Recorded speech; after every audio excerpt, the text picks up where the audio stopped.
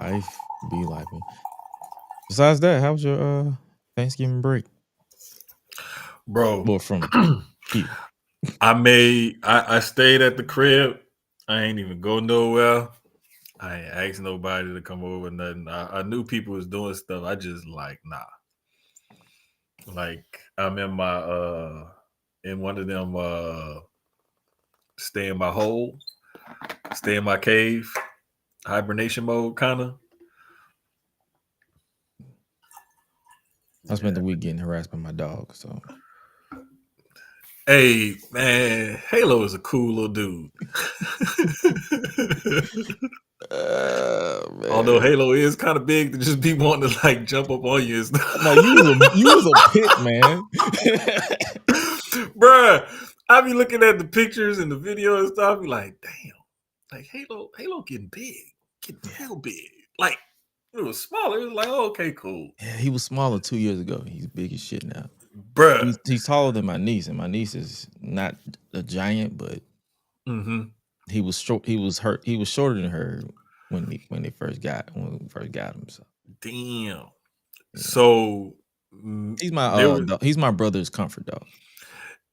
That's what's up. There was some confusion, like when we first adopted Max. They thought he may be some other breed, but once we completed the adoption papers and they had to do the chip and all that kind of stuff, they was like, nah, he is a Chiweenie, the Chihuahua Dachshund mix.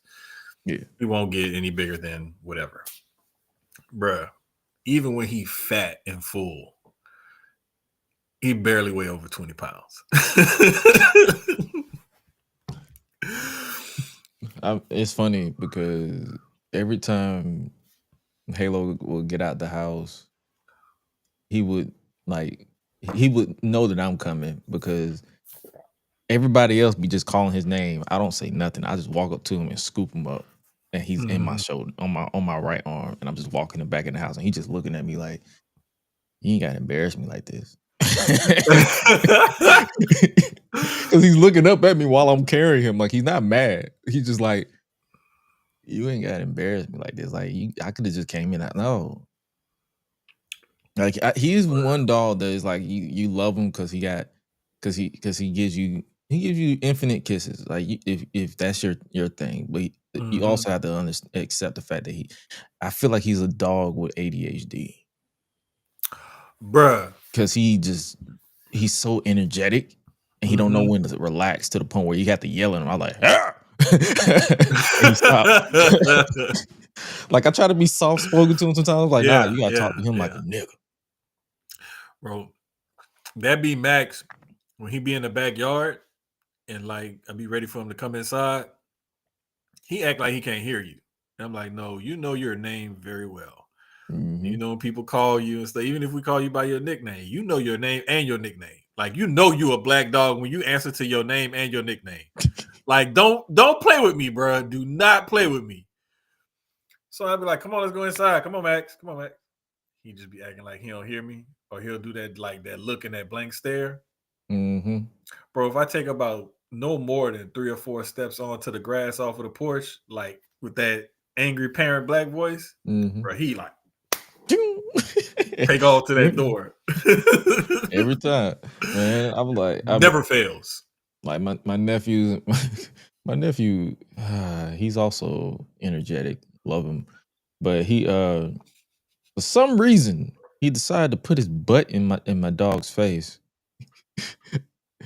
And Halo bit the shit out. Yo.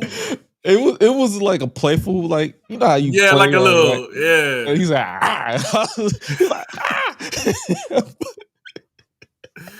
I'm like, so I have this saying, like I say it on here all the time, but I say it to them too. I was like, so what did we learn? And he's like, don't put but especially when the dog is hungry, because he sees meat. Brother, he's hungry. Like, come on, man. Like he didn't get in trouble because I looked at him and I was like, well, you should have put your butt in his face, man. Thank you. And you did the perfect thing though, because when you throw it back to them like that, they have no choice but to give you an answer. And if they don't give you an answer, well, I'm gonna tell you what I observed. I observed Every that time you learn not to do that no more. That's what we learned. They don't have like, okay, so here's the truth. I'm gonna need you to relax. You relax, Halo, relax. You relax too. Watch Everybody relax. TV. Like it got to a point where, because at first when I first thought, because like I said, he's my brother's comfort dog. But I thought he thought I was him because we have the same face. Yeah.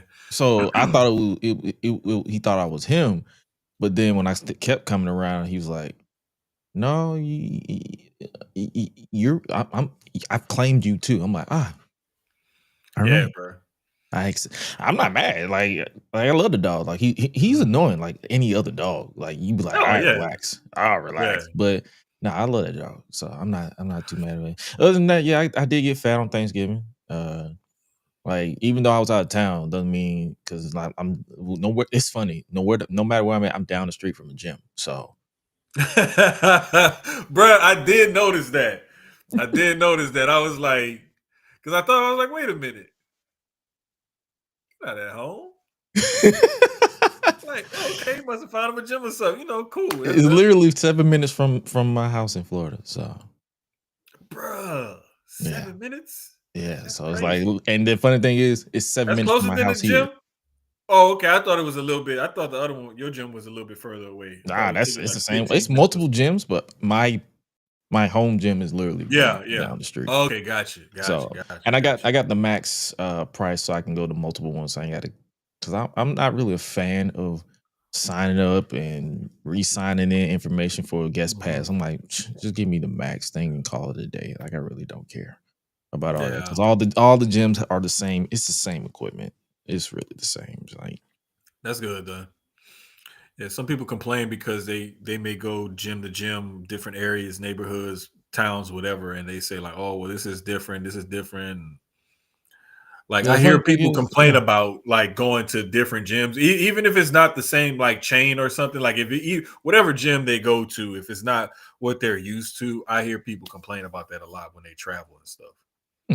I mean, the funny thing is when you know the basics of working out, you can, any gym, it don't matter to me. Like I'll get my pulls in, my presses, my squats in, no matter where it is. As long as you give me an 85-pound dumbbell, I'm straight. Yeah. Or if it's 2, then I get my my goblet. Like it's ways to get around it. Just people just don't know, like they're set in their ways, or they don't know how to pivot. But other than that, I'm done pivoting. About to press this button so we can start this show.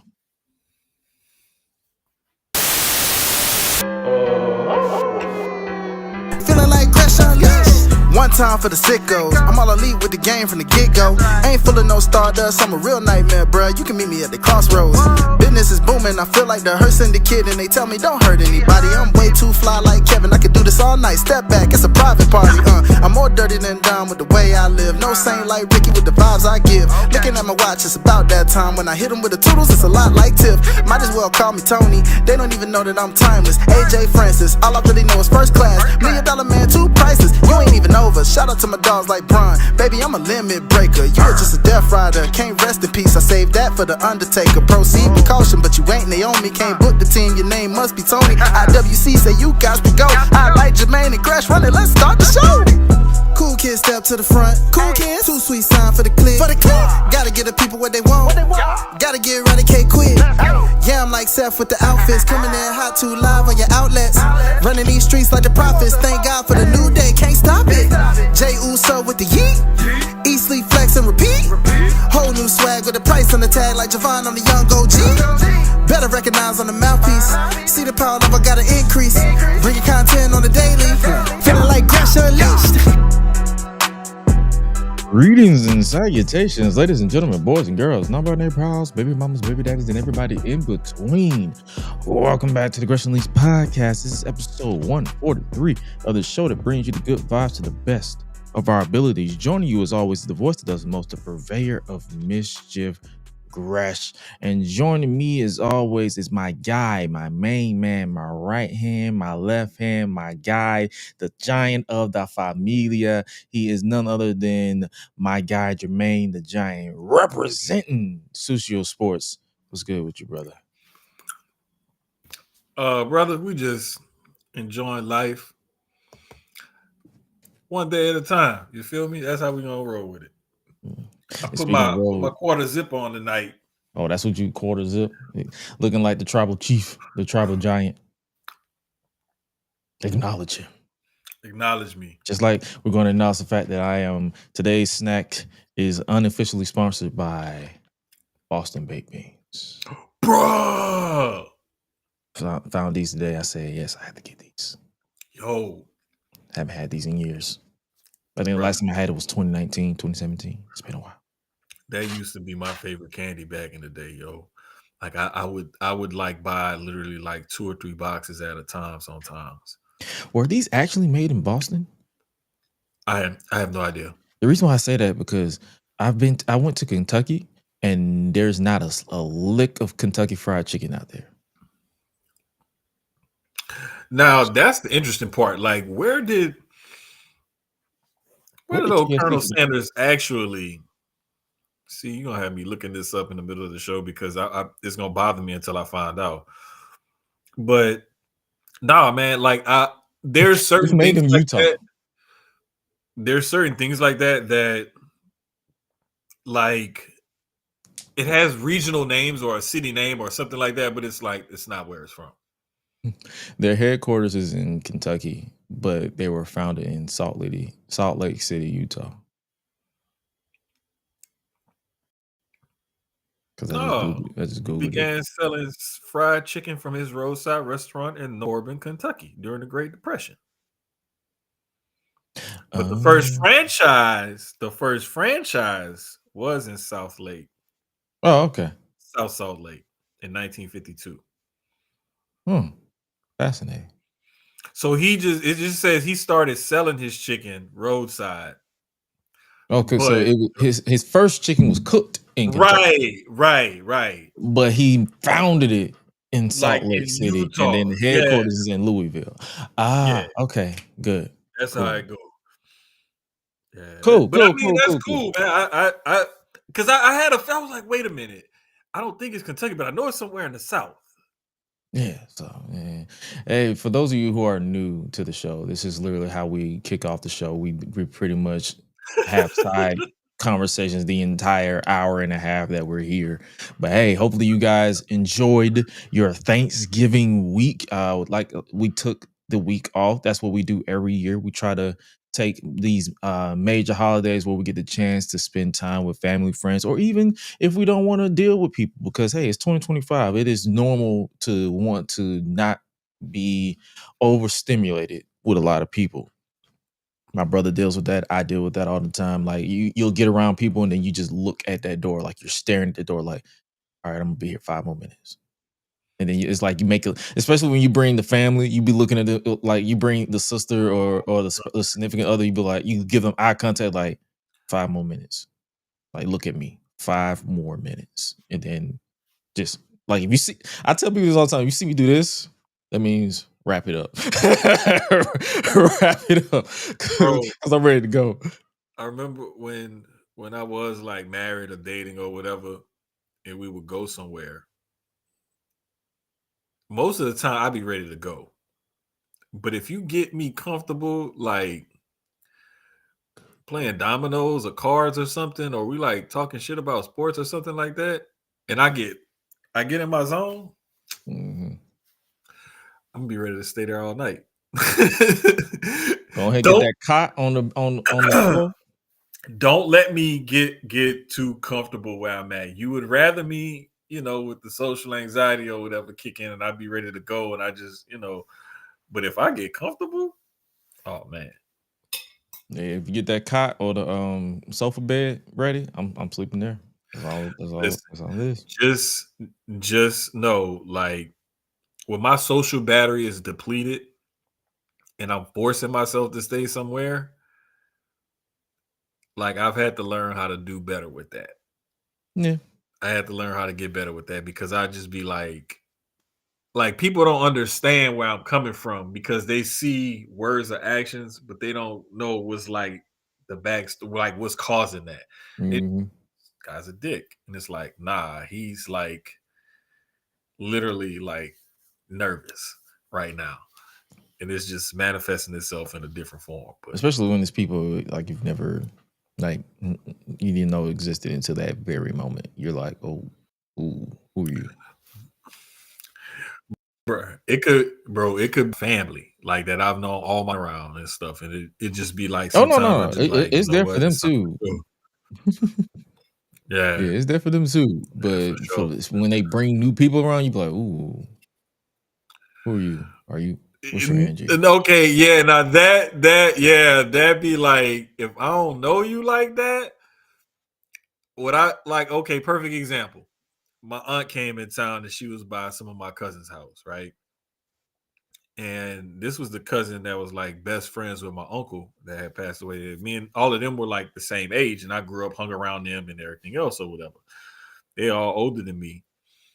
But they was all, I went by his house. And the funniest, like, it's a family joke. Like, this is the cousin that has to go to the store like 2, 3, 4 times when he doing something. But I just know that's him. So I called cuz, tell him, hey cuz, I'm on the way. Before I could ask him what did he need from the store, he go, hey cuz, you gonna pass up that HEB or whatever? He was like, oh no, you coming from the other direction. I said, nah, I'm glad you said that. I was gonna ask you.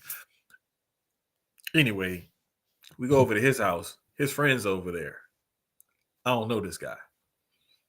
I'm watching how my cousin interacts with him to know how I should react to him. Mm-hmm. And when I seen his mom was with him, so when I seen how my cousin was interacting with him, and I was like, okay, guard lowered a little bit. And then when dude and his mom was real cool, I was like, oh, okay, cool. Oh, thank you, Jesus. The funny thing is that's honestly a normal response. Because like I tell people this all the time. Like my sister who's like 7 months younger than me. I tell her this all the time. Like, man, when I started hanging around y'all outside of the house, outside of away from after my mom, it's like my social battery, my bridge was up, but it's like two Jello shots and a couple kids later on y'all part, I'm cool with y'all. Like I'm relaxed around y'all because it's like at this point, it's like I've picked up your energy and I love it. So it's like, hey, we locked in here. So yeah, I hate it. Like I put it to you like this: for last year after my grandfather's funeral, we at the house and stuff. Like I'm moving around trying to, talk to everybody, make sure everybody good and stuff, because that's normally what I do. And so, like, sometimes you gotta break out of that shell a little bit. And it's like sometimes I don't know what it is about my little sister, my little cousins. Like if it's my sisters or my cousins, like that's a whole different ball game. And I get, big bro because overprotective or whatever. But like for the most part, I just don't be one people. Like I see where you coming from when you say it's an outsider. I'm like, wait a minute, I'm used to this. Somebody is come into this circle. Like, who are you? What do you want? What is your purpose? facts. So hey man. That's family, that's life, that's normal. But outside of family stuff, spending time, all that good stuff. I still was tapped in on wrestling because Oh hell yeah!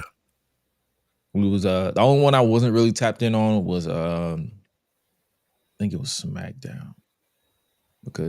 But then from the highlights I saw, one shit going on over there. So say, bro, y'all need to chill out on SmackDown, okay? I need them to lock in on SmackDown. That's what I need them to lock in on. And also we did. We talked about it in the chat because, like I said, I was away, but I was still sort of tapped in. But Survivor Series went down this past weekend, and I watched it twice. My initial reaction was like, "Yo, this shit was kind of mid. Shit was kind of ass. Like, fuck all this." But during the second watch, I will say the women's Survivor Series War Games match was fine. Nothing too like extraordinary. And then as far as the men, I'm like, you can tell that they was dragging until Roman and Brock showed up. They painted by numbers. Literally. That's what they did. They painted by numbers. And it was like, all right, entrance, put up a good fight, boom, advantage on one side, even, advantage, even, advantage, even. And then it was like, advantage, Brock Lesnar. And the crazy part about it was Jey Uso is mid run it back yeet session in the middle of a fucking War Games match.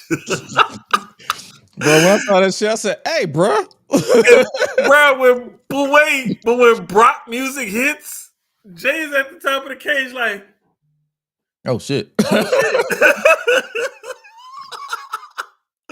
Bro, just Jay's reaction on top of the cage alone was worth the extra foolishness that everybody complained about for me. The funny thing is, my initial reaction was my only reaction.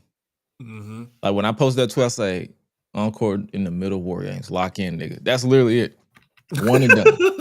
One and done. Because it's like in my mind, I'm like, I'm in the zone of War Games. And I'm like, wait, what? Like, we're in war right now.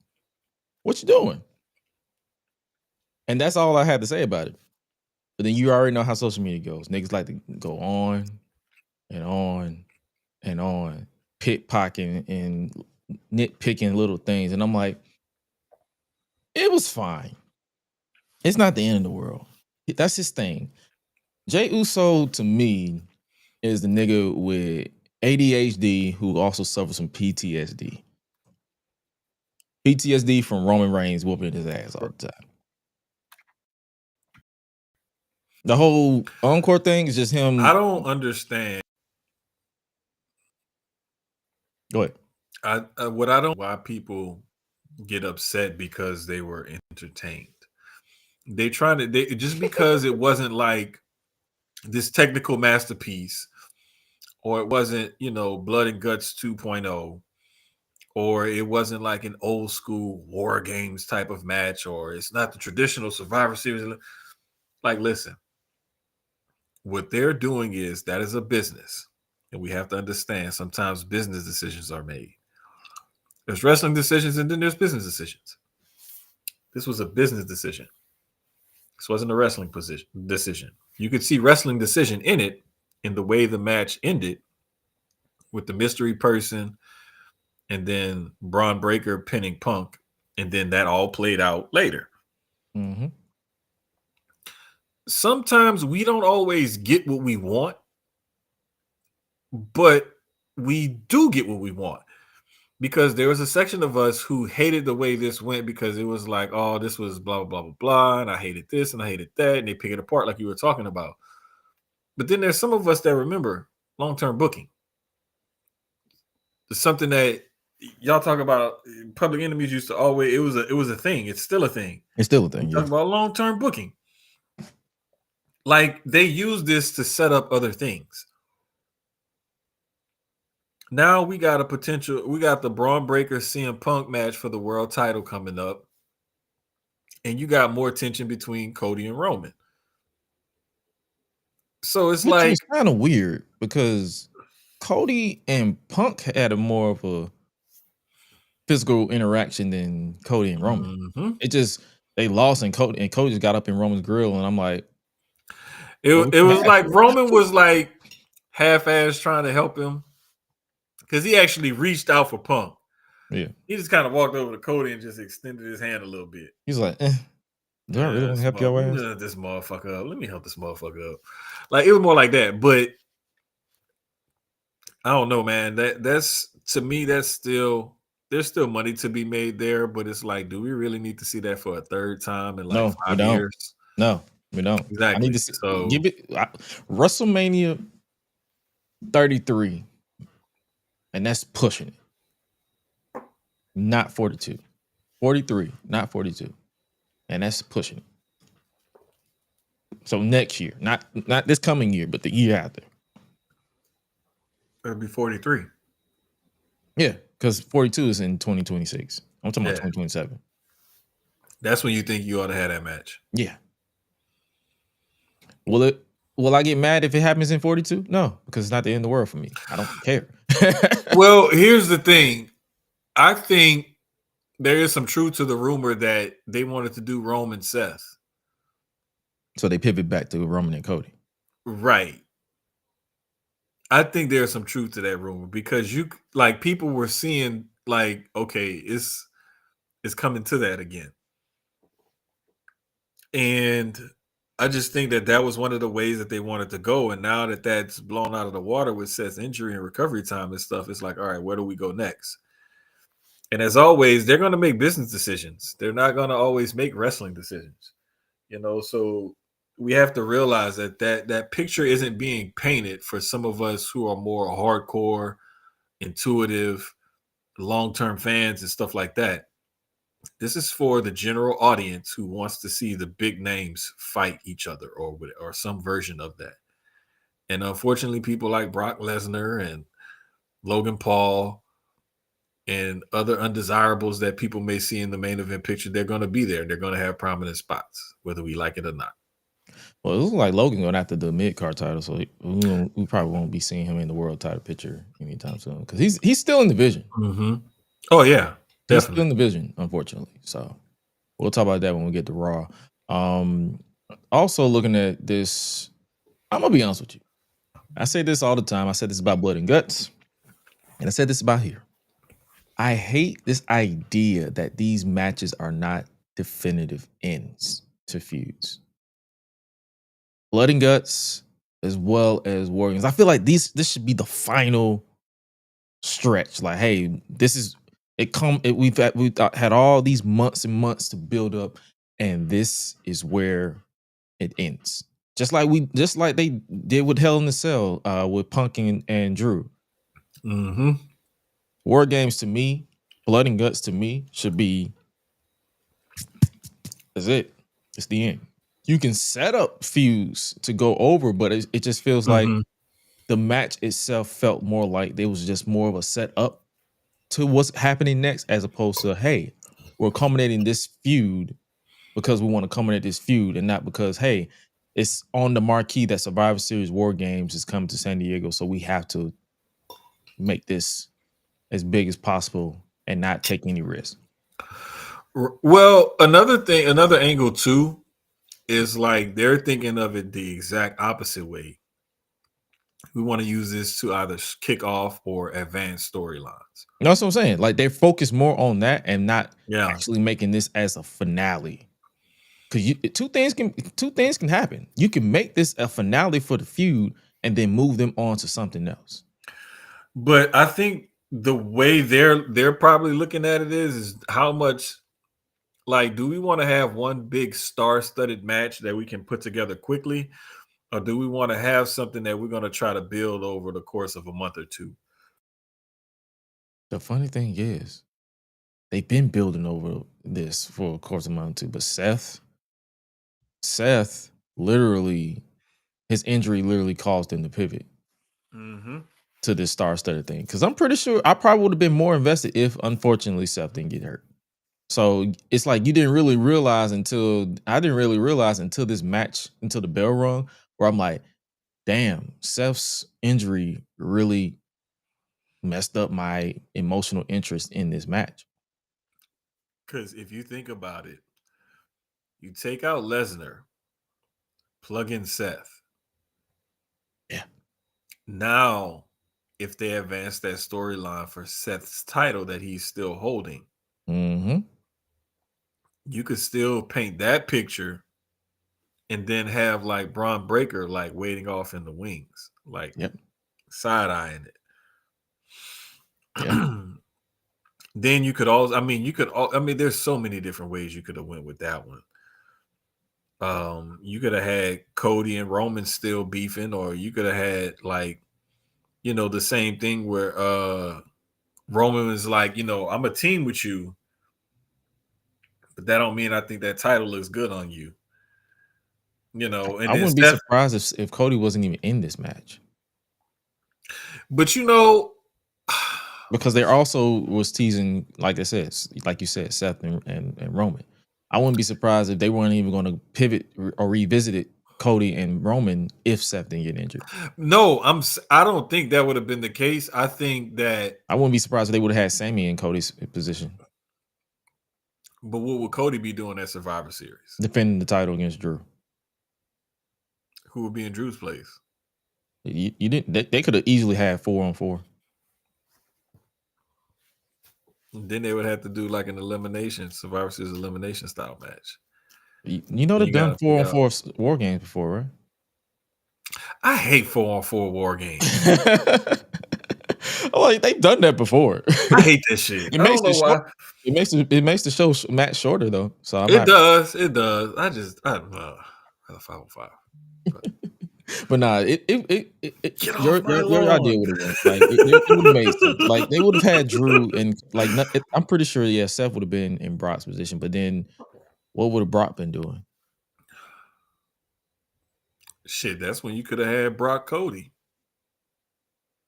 If you're gonna have Cody defending the title, have him defend it against Brock. Yeah. Hey man. But then do you still do Cena Dom?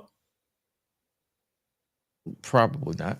Well, then if you don't, then you all right, then you're still doing the women's match then. Yeah. Let's talk about the women's match. Mm-hmm. That how do I be nice? I want to be nice so bad. Oh boy. I want to be nice so bad.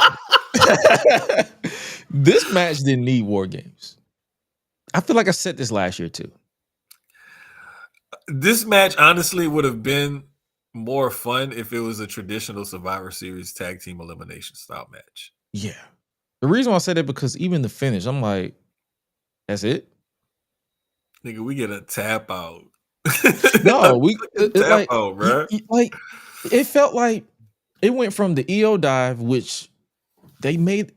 I don't know what it is. It might just be my personal preference, but I hate it when they actually make it so obvious that it's happening instead of just letting it happen. Because they build up to it like EO Sky. It wouldn't be War Games or it wouldn't be Survivor Series without EO Sky at the top of the cage with a trash can. I'm like, bro, this sounds so unnatural. That sounds so fucking unnatural. I hate it. To me, it sounds natural because I'm used to the over-the-top corny shit that they be doing on commentary. No, it's not.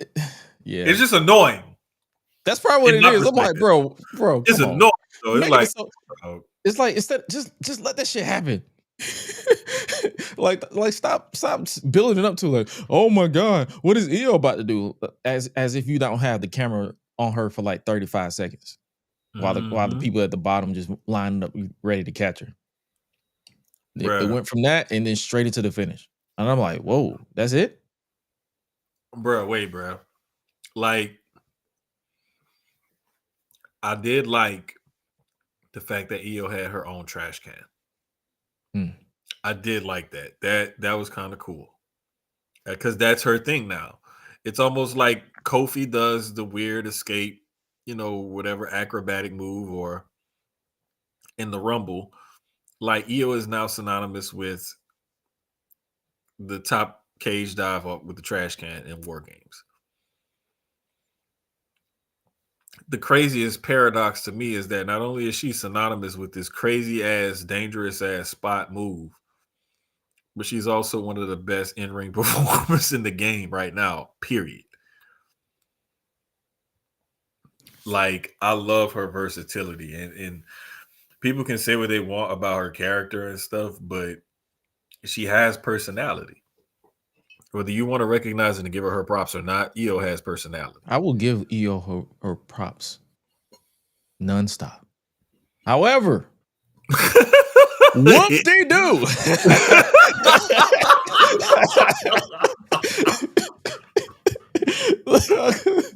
I'm like, yo, and I think what the funny thing is with me is I always go in these shows with low expectations. Mm-hmm. So it's like, more could have been done, or they could have just gave this particular match the Survivor Series elimination style that they did with Team MFT versus Team International Coalition on SmackDown, and just have fun with it. And also, I didn't don't realize understand. how important those shark cages were story wise until we didn't get them this year. I'm like, yo, that just eliminated a lot of like the bickering that you would have gotten in those cages. That shit would have been hilarious. Say, bro, people were pissed about them damn cages. I wasn't, but I noticed. I was like, damn. People were pissed. I'm like, damn, man. Like, who hurt you? Who hurt you? Social media is hilarious.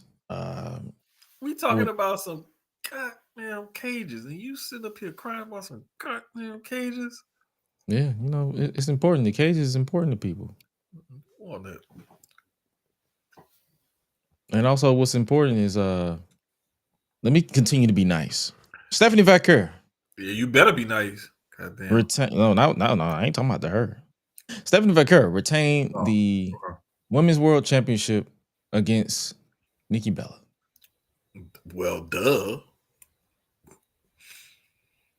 I mean, a blind squirrel will eventually find a nut, but not tonight, baby. Not tonight. Listen. This was a Sierra, I know you're watching. I know you're watching. And I'm gonna be as respectful as I possibly can.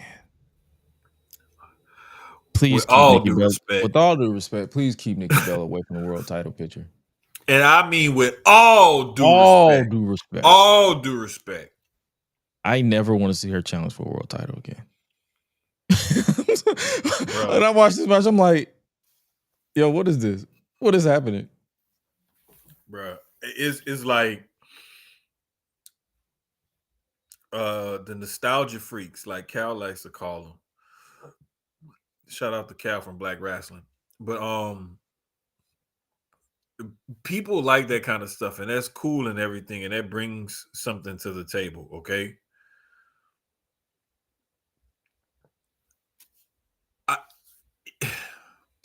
She hasn't really gotten any better with time. And my whole thing is, bro, like, it's cool to have a legend back, and it's cool to have her like make a run or whatever, but it would have been much. I mean, you can just push her in that direction or whatever, but I'm sorry, bro. Like, I hate when I see like those kind of. It's just like when they get in the ring and it's just obvious. Like, come on, what are we doing? This could have been on SmackDown or Raw. This could have been in 2K. Like, come on. Like, what are we doing? This could have been a video game match. I would have rather have seen the MFTs against the National, International, Continental Coalition. And I love Stephanie like, man. I love Stephanie Vaquer. Like, I remember seeing her in like CMLL and everything, like down in Mexico. I remember seeing her, like her stuff in Japan and everything before she even got to the States. And like, I was like, man, that woman is a star. Like, if she ever makes it to WWE, watch the fuck out. And she's made it there. But to me, it was just a way to get Stephanie a big win over a quote unquote legend Hall of Famer to, you know, help legitimize her world title run. And that's basically how I'm choosing to look at this. She was ass regardless. So next match. So it's good. Shout out to Stephanie, because immediately, and shout out to Dirty Dom, because Liv is back.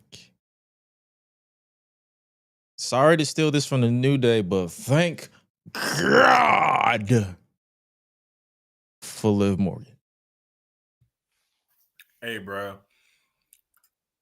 When I saw Liv come out, I dead ass hit the Fandango. I was like, oh, we got Liv back. When I heard "Watch Me," I was like,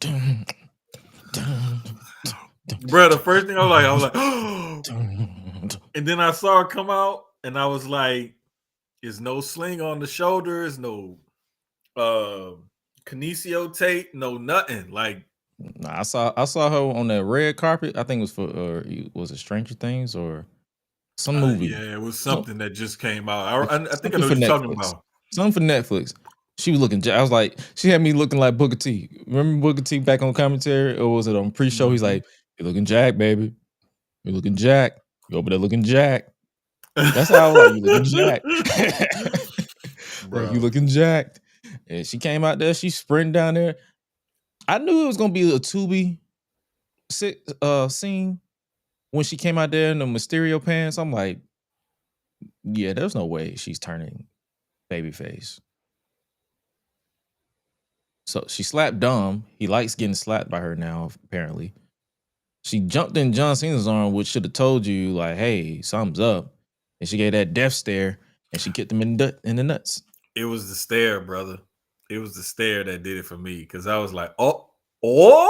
She pulled the John Cena on John Cena. Oh. And I was like, all right, what direction is this gonna go in? She pulled the John Cena on John Cena. And then when she pulled back and kicked him in the nuts, and I was like, oh, okay. And then she hit the move. I was like, oh. Then I saw Dom. I was like, oh. I was like, man, I am loving this. Mm-hmm. Shout out to John Cena for putting over the ladies big time. Putting over 3 different women and Dom in one of his last matches, man. Like, straight up. Shout out to John Cena for that.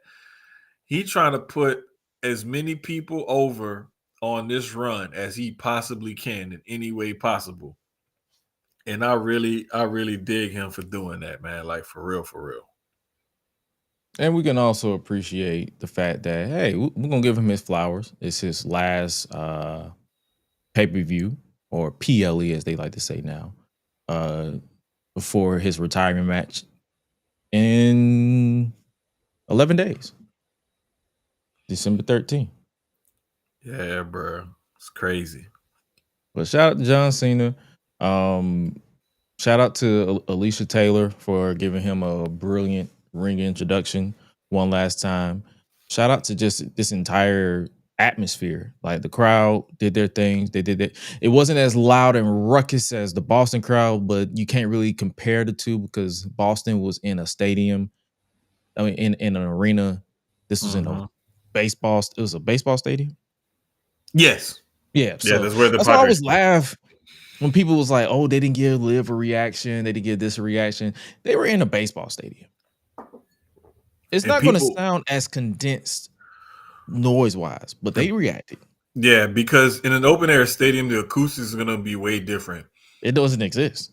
You can be You can be in a 18,000 seat basketball arena and fit 15,000 people in there or 16,000 people in there. That pop will sound way different than 40-some thousand people in an open air stadium.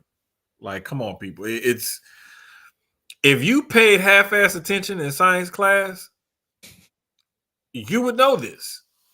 Because this is simple science. The funny thing is, I didn't pay attention in science class, and I still passed. Come on. Bro, I used to have a line when I was in high school. I said, I don't believe in doing homework. It's against my religion. It still is. And like, I used to get by on that. And then I got to college and it started kicking my ass. And I was like, wait a minute, you mean I actually got to study and stuff and like do homework and stuff? Like, I got to do this shit for real, for real? Yeah. But it's like, you live and you learn. But it's like people these days, they still don't understand acoustics and whatnot. Or did you need the engagement? That too.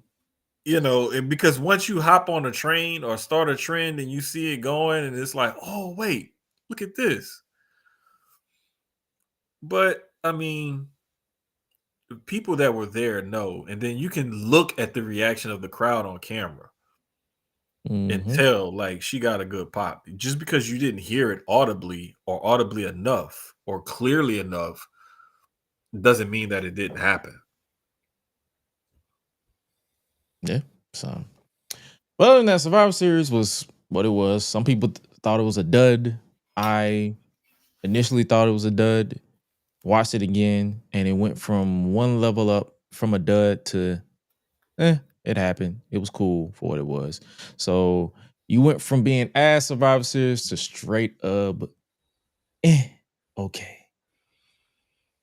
Like Orange Cassidy, like Okay. you don't even get a full. You get the Like, Orange Cassidy. it happened. Survivor Series. It's the holiday season. We winding down. Like, it is what it is. Like, we got what? One more event before the pay-per-views. Well, we got two more. Well, three more. We got Deadline this weekend. We got World's End in 2 weeks. We got John Cena's Spider match next week, or 1 week from Saturday, I think. So, hey man,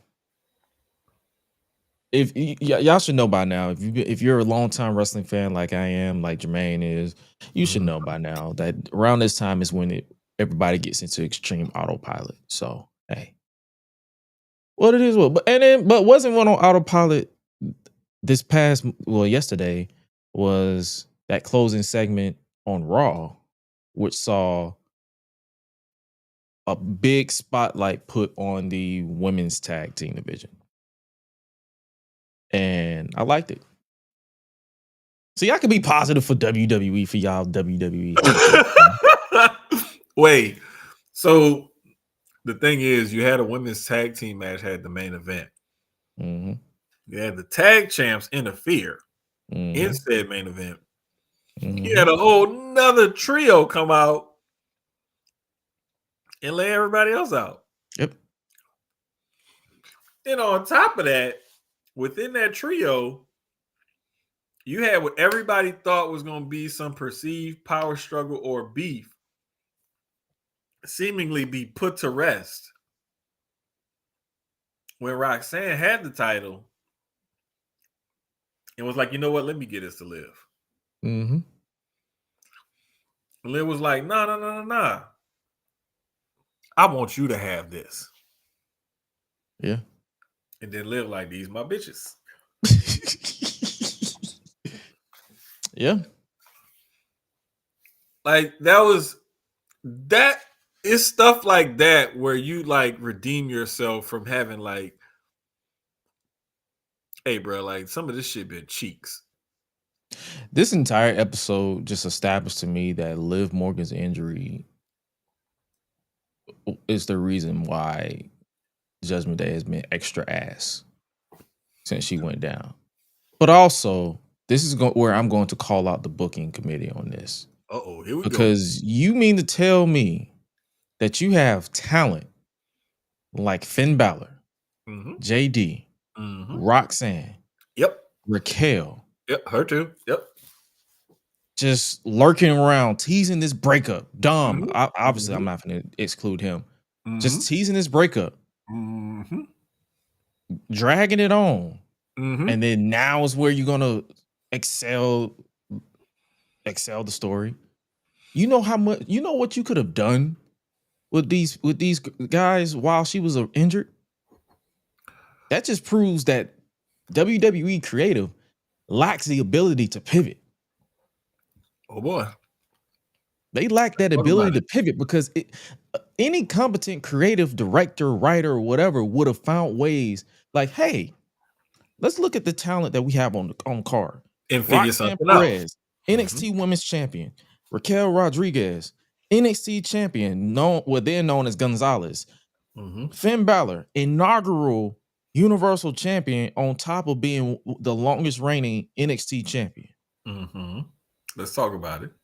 And then you have JD, who he damn near punctured his lung in Atlanta.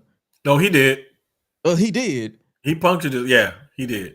And he still came back and put on some classics with certain, depending on, like, I think he had a classic with Ilya on SmackDown that a lot of people raved about. You mean to tell me you did not know how to find something creative for them to do while Liv was away? Bruh, like, Instead of just stalling? Because that's what the entire Judgment Day shit felt like. It was just, they were just stalling until Liv got cleared. People hated it because it was like, why are they being forced on us right now? And they're seemingly, just like you were saying, dragging all this out. This is that and the third. And I was just like, hey man, give them a little bit, give them some chance to breathe, give them time to cook. Basically, what they did was they did all that teasing and dragging out and everything just to show you how much of a linchpin Liv was.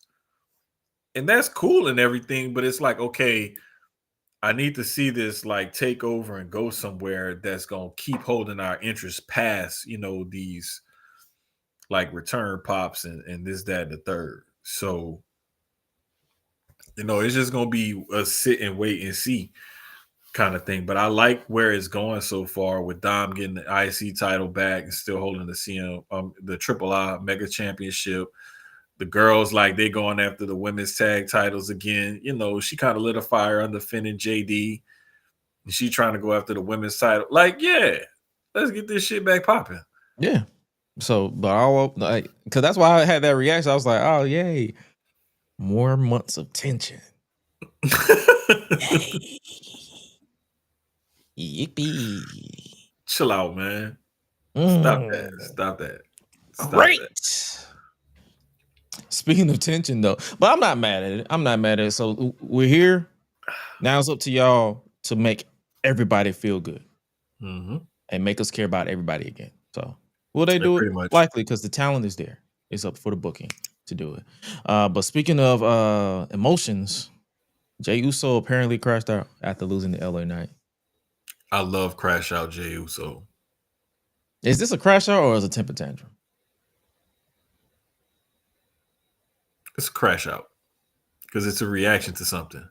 And it's not I didn't get my way. It's a reaction to, damn, like, I'm trying to do this and I'm not getting it done. And then the fact that he gave the little interview to Jackie O. I was about to say Kathy Kelly, but Jackie O. Like, he kind of like laid it out there. Roman said the title looked better on his shoulder. Maybe he right or whatever. I gotta get all these people's voices out of my head. Yeah, that added to the crash out status. If he was throwing a temper tantrum, he would have been more whiny and bitchy. He was legit like angry and like, upset. He wasn't whiny and bitchy. Yeah. So, I classified as a crash out. So we'll see what they do. Is he gonna come back yeeting like nothing happened, or is he gonna actually turn the page? How do you see this going? Do you see a heel turn? $1 million question. Yeah, gotta answer that. Yeah. He gotta get rid of the yeet if this brother. I'm gonna say no. It's too much merch involved, bro. I'm gonna say no. I mean, if it works, merch ain't the issue. Case in point, they had a lot of merch involved when Roman was big dog. As soon as he turned heel, they made more money. It's really not. But big dog merch wasn't moving like Tribal Chief merch. That's what I mean. I'm saying it wasn't moving like Tribal Chief money, but it was still merch. Like I still saw niggas buying big dog shit. But it wasn't Tribal Chief. OTC man had like 20 shirts in the span of 5 years. Bro, well, the other thing too is like that big dog shit. That shit was alright. It was like top 15. Tribal Chief felt more like a mob boss, final boss. Acknowledge me, wreck everyone and leave, show up and win. Like, I'm legit the headliner of every fucking show that I'm on. The Godel shirt, the Godel shirt, the greatness on a different level mode. But the way that they spelled it, I was like, that's Godel. That's not God mode. That's Godel. Shut up, bro. Shut up. That's Godel mode. That's not God mode. That's Godel. Greatness on a different level. Like that's Godel. Like, come on, man. We the ones. Yeah. The only one. Bro, What other shirt he got now? so many OTC fucking one, which is still stupid to me. Like, why the fuck is that one there? Wait, bro, and then every shirt there's different colors. Literally, like red, So you got to think there's red, black, white, gray, blue. I think they had a blue one blue. at one point. Yeah. So it's like you got the shirts, but then you got the different colors of the shirts. Mm-hmm. So it's like it just adds to the repertoire. And when it comes to Yeet, they got Yeetin' Ain't Easy, which is fucking stupid. Another strategy that I've noticed that they've changed to with under TKO more than what they used to do before, the localized shirts, like with the team colors and the cities. It wasn't just this shit didn't just start with Cena's retirement.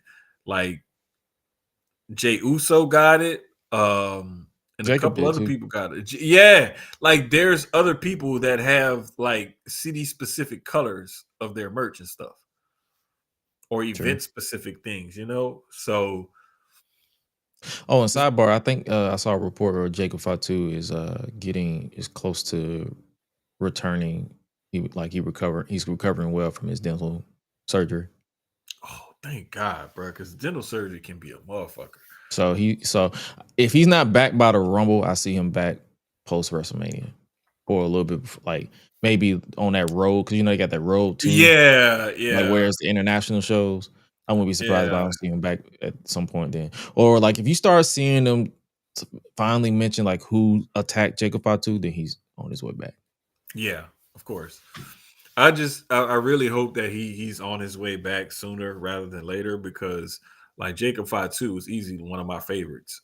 Like when I started seeing him pop up in like MLW and some other places and things like that, I was like, oh shit, like he was like, and he used to be on the indies, he was bigger than what he is now. Oh yeah, he was heavy and did crazier shit. And I was always fascinated because he reminded me of like an even more athletic version of like Vader or Bam Bam Bigelow or one of these ultra heavyweights that could like really like move, and people be like, oh wow, look at that move he did. It was like, no, like this dude was doing like dives over the top rope at 300 and damn near 40 or so pounds. Like, what are we talking about? Like this dude was doing moonsaults, like that springboard moonsault that he does. He was doing that, and he's like 50, 60 pounds heavier than what he is now with ease. And I'm talking about we 30 something minutes into a match. Like, he's incredibly talented in the ring, but then WWE started letting him showcase his personality, and that made him even more popular. Yep. So, hey man, can't wait to see him added back to the mix. Hey man, we're gonna see that Fatu back, and also speaking of Fatus, we gotta give Solo his flowers too, because oh hell yeah, Youngblood locked in yesterday. Put on a hell of a match with Gunther, and people don't give Solo his credit, man. But Solo is one of the better in-ring wrestlers out of that whole NOYE, like that modern version of what they have as the family tree or whatever. Mm-hmm. Like, he's one of the better ones in ring as far as like working and talent and whatever is concerned. Like Solo got some shit in his bag, bro, and he showed it when he wrestled Gunther. I ain't seen him this locked in since he was a street champion in NXT. Thank you. I mean, I was like, I had to give him. I'm like, bro, I ain't seen this man this locked in a while. I was like, and this is a compliment. This is not a shot at him. No, it ain't a backhanded compliment. It's just a straightforward like, hey, bro, like good shit. Like, yo, acknowledgement. Mm-hmm. Like, yo, we acknowledged OTC 2 over here. OTC 2. Because listen, people forget when Solo was down there and he was a street champ, Solo would do, like the silent, quiet killer type promos, and that shit would get over. and then he would go in the ring and give you 15 minutes of great match. Like, Solo can do this. I still remember that promo he cut on Gunther in NXT. He's like, it don't matter what your name is, the ring general. I'm about to wipe this mat with you and make you my bitch. I'm like, dog, like yeah. The thing that I used to love about his promos back then, I was like, this motherfucker is like Samoan Brock Lesnar on the microphone. Because, like, you know how Brock will give one of them promos and then it'd be like, bam, like, I'm gonna just hit you with this quick little line and I'm gonna throw this jab out there, and y'all not expecting that because y'all don't think that I could talk. Mm-hmm. So when I do say something and that shit land, then y'all be like, oh shit. And he gonna whoop your ass. Yeah. So, and you can tell, like, because when they was trying to force him to be Roman Light, didn't work. When they finally gave him personality, it worked. So it was like, yo, dog, let Solo be Solo. And put him in there with some heavy hitters. Yeah. And shout out to Gunther. He obviously won. It'll be him and Los Angeles Knight or Louisiana Knight, of course, if you ask R-Truth. That nigga is Los Angeles. Like, ain't nothing about him, Louisiana. No, that's about, because remember when they was in Louisiana, he called them, he's like, Louisiana legend. And then they say L. I'm like, nigga, you thought LA meant for Louisiana? Okay. But yep, this is the current field. We're down to 2. Gunther versus LA Knight, where the winner faces John Cena at Saturday Night's Main Event. Which is damn near sold out, by the way. You mean that shit ain't sold out yet? I think they opened some more seats. Oh, okay. I was about to say, because I thought it had sold out already, but yeah. Nah, because I peeped Corey on Twitter, and it was like for John Cena's last time is like a couple of thousand seats left before it completely sells out. I think they opened some more seats. Okay. Normally, in them arenas, what they doing is they reconfiguring how they gonna present the entrance in the background and all of that shit, the stage or whatever. Oh yeah, I won't be surprised if there's no Trons. If they go like complete 80s, no Tron, just straight ramp from the back. Well, what they've been doing lately, you notice how, like, they got to block off some area because they're going to have pyro for entrances. So they got to block off some of it. True. They just use those parts for like the Trons and stuff and keep it real minimal. And I like that. Like, keep the Trons and keep the stage aspect of it, but just make it a little bit minimal and add more seats to the upper decks. Shit, sell out. Y'all already charging people an arm, a leg, and a kidney for the tickets. Yeah, I saw somebody paid $900 for a section at Survivor Series and couldn't even see the ring. Bro, like, you could have just stayed at home. Listen, you could have sent me $750 and buy me a plane ticket, and I would have flew out and catered you at your house. I pulled it up. For Saturday Night's Main Event, is 780 tickets available. So they distributed 16,483 out of the 17,263. Oh yeah, they squeezing the hell out of it. They squeezing the water out of a rock right now. Yeah, it's at the Capital One Arena in DC. So yeah, they. Well, let's check the chat a little bit. Let's talk about this tournament. Fuck you mean 8198 said, I don't like this final. Gunther doesn't need this match. Honestly, they should have revisited LA Knight versus Cena a while ago after they had their little moment or whatever. Hey, if LA Knight win, they could. But he's not winning. Gunther is winning this one. So I don't know. I don't know what to tell you. They've been a lot of their booking decisions, they've been going to run the mill, babyface versus heel. The only reason why we got that Solo and Gunther match because of the unfortunate injury to Penta, because I feel like it was supposed to be Penta versus Gunther and not Solo versus Gunther. But hey, they damn sure. But also, out of it. This when I saw it playing out earlier, it reminds me of the decision Vince made to put Brock Lesnar over The Undertaker. It was like, did Lesnar really need that win? No, he didn't. He was already established as one of the biggest stars in the business, a big money maker, somebody that's legit, a badass, guy that, has beat the shit out of people before. Like everybody knows and sees that and respects him. He has that place in lore. Mm-hmm. But you look at everything Lesnar went on to accomplish and was able to do, and people he was able to feed, and off of, beating him and everything else and going against him or whatever. After that, because he had that win over Taker, and it elevated him from one like lofty status to an even loftier status. Yeah. We're about to see basically the same thing for Gunther. Yeah, I'm sad. That's the reason why they took the title off of Cena too, because Gunther didn't need that title. Hell no. So, he already had the fucking longest intercontinental reign in history. That would have been him going backwards with him. Right. We don't need to revisit that.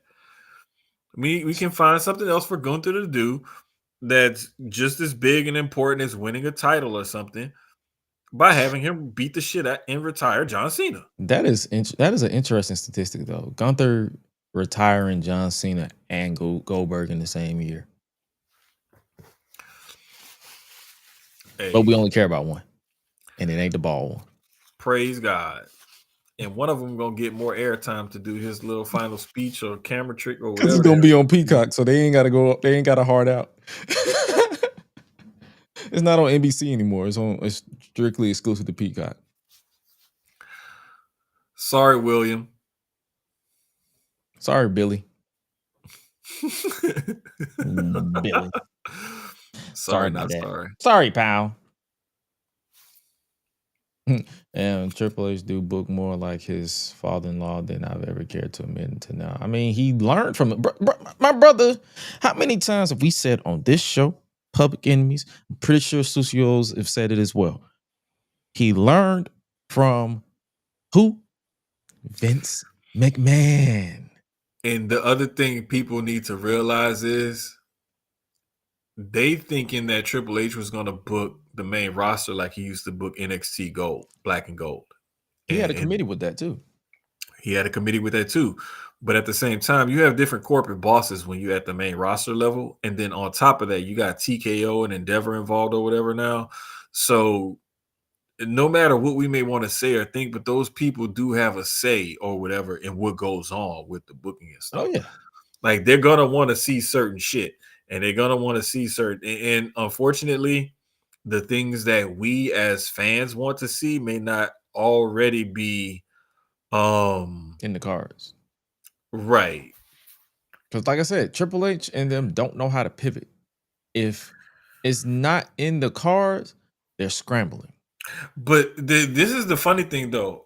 The only reason why I'm going to disagree with you, I can believe that they can pivot. And they've done a decent job pivoting in certain situations. Mm-hmm. It's just that so it's I think basically. Right, when they pivot, they fall back on like the easy, simple thing to do. Like, okay, we couldn't do this cool, innovative thing that we wanted to do and move forward. So let's just fall back on this old trope or something that works best or whatever. And that's when you start to see them like paint by numbers, like shit like Vince used to do sometimes. And I think that's the parallel that people are making is that when they see the paint by numbers type of shit, the old school heel fade, that, like they see the old school like Vince stuff. And they're like, well, what happened to X, Y, and Z? And it's like, you got to remember Triple H is as much modernization as he's tried to bring to the game. He's also a real traditionalist when it comes to wrestling. Oh, yeah. You see how he put the champions. Right. So you have to realize like he still has some of that old school mentality, even though he's kind of forward thinking in some aspects. It just is what it is. And I keep telling people we're not everybody. This isn't Burger King. You can't just go there and have it your way.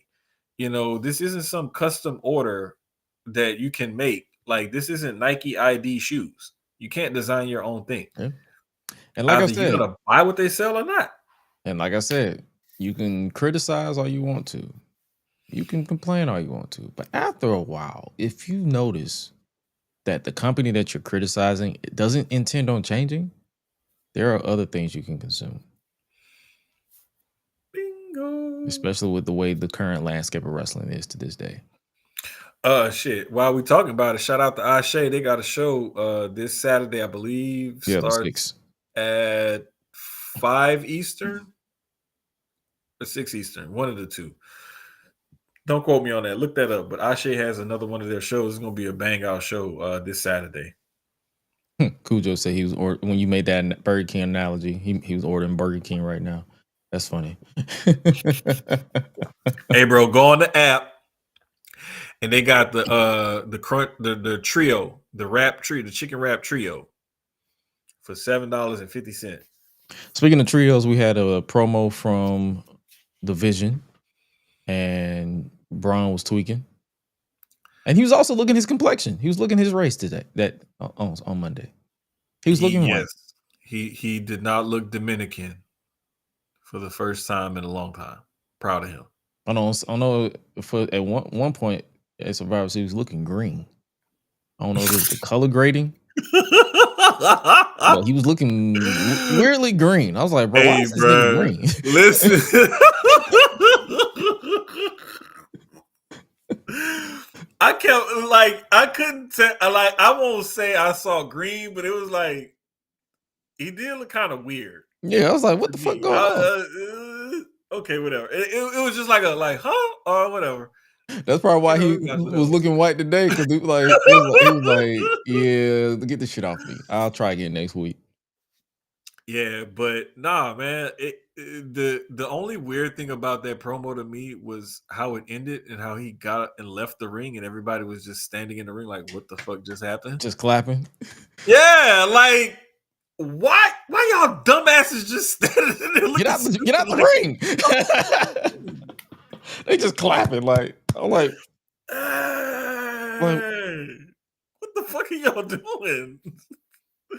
Like 3 dumbasses in the ring. And yeah, especially like Logan catch the ball, said, damn, and I'm like, all right, bro. Like, why did you do that? Like, nobody told your dumbass to grab the mic and do that. Like, I was like, all right, bro. Like, he always doing too much. Like, bro, stop that shit. Fuck is you doing? But Scrappy Deuce rambling aside, I actually enjoyed Braun's promo. Okay. I saw a little mixed reaction. I saw a mixed bag. Some people was like, his nigga's skills still kind of ass to me. He's not ready for this position. There's like, case in point, Randy Orton. He said he was too young for the world title. But I'm like, that Randy Orton argument, I hate when people bring that up, because everybody isn't an idiot. Right. Everybody is not the same. Right. Like, Randy Orton was an immature idiot back then, and he'll tell you that. Right. But everybody's not the same. And another thing too, kind of towards that, like, this generation is way, way different than that generation ever was. Oh yeah. And they're a lot more chill, a lot more relaxed. They're a lot more introverted, more into like video games and parasocial relationships via social media and things like that. And like that's what they're into. And like, you could tell for the most part, like, because he's always dating coworkers. So you could tell this dude don't really have that type of life outside of work if you're always dating your coworkers. So I know something like that may not mean, or people may not think about it or whatever, but it's like, nah, like, he's that into this that won't be a problem for him. And then growing up in this business and having the amount of respect that they have for it, and coming up in this generation with the way their personalities and everything is and stuff, like, man, you ain't got to worry about that kid like doing no dumb shit like fucking Randy Orton ass did. I mean, look, fucking Brock Lesnar was just some fucking country boy that they end up making into a superstar. And the only thing that got to him was just burnout of the travel schedule and the work schedule. Yeah, and if you compare that schedule to now, it's night and day. Yeah, Because they have more breaks. exactly. Like they have more holiday breaks. Like they have more time and to be at home. And then on top of that, most of these people live in Florida, so Thank you. they're it's not like they're going to travel. They got to travel far most of the time. Like they just literally they just go to the beach and relax for a couple of days. And the other thing too And their is, house shows are light. Like they barely have house shows now. bruh, whereas they used to work like 300 or so days a year, nowadays they probably work two something. Like If that. 250 or 285. Yeah, it may not even be that much. It may be up 250 or so. Yeah, probably between 2 and 250 or so. Like 225, 250. Yeah, that's just me Yeah, guessing. yeah, like it's really light. It's way more forgiving, and time off isn't an issue or anything like that because they'll write you off or pivot the storyline or something. Especially if like like you may need some time off for an injury or something. Okay, we don't know how to write you off TV or whatever, or we could do Yeah, we'll this, just we could do protect your that. injury and then just have you get speared into oblivion. Yeah, we'll figure something out. Don't worry about it. But it's like I don't understand why people would automatically think that age range putting the strap to him So and what is he, 28? bro, he damn near 30, number He's one. 28, 29. My nigga, Randy Orton was 25, 24. His brain wasn't fully developed then. Like, what are we talking about? And we also talking about like 20 years ago. I just thought about that. Like, wait a minute. He was the youngest in War Games, but then I looked at his age. Nigga was 28. The nigga's 28, 29. What the fuck are we talking about? Bro, this is the kind of shit that I'm saying. Like, people don't really be thinking. They be But thinking out their ass. That's what they be saying, thinking. exactly. They just be saying stupid shit. And then next thing you know, it's like, damn, what the fuck? Like, yeah, you talking about this stupid motherfucker right I just had to think about it. I was like, wait a minute. This here? nigga's 28. Like, bro, come on. But now, on January 5th, that's when they made the announcement. Because we talked about him pinning CM Punk. I thought they was going to, like, hold it off to the Rumble. But nope. The first Raw in the new year, January 5th, 2026, it'll be CM Punk versus Braun Breaker for the World Heavyweight Championship. Hey, it was 24. Yeah, Randy Orton was 24. Come on, And Brock bruh. was like, what, 23? Yeah. Like, come on, man. Come on, bro. Like, what are y'all really talking about now? This man is not this man is not the age of the speed limit that's on his shirt. He's not 23. He is 28. He's 28. Come on, bro. Come on, bro. Niggas just be talking out their ass, bro. That's why I think that's why it's good that I limit myself on social media like I do now. Like if you see me tweet something, I tweet and I get off and I just be like, let me go find something else. Bro, I will scroll and I will see stupidness and I'll keep scrolling because I'm like, nope. I'll be like, damn. Let me Your just life keep sucks. on. Let me just keep on liking these Tim's picks.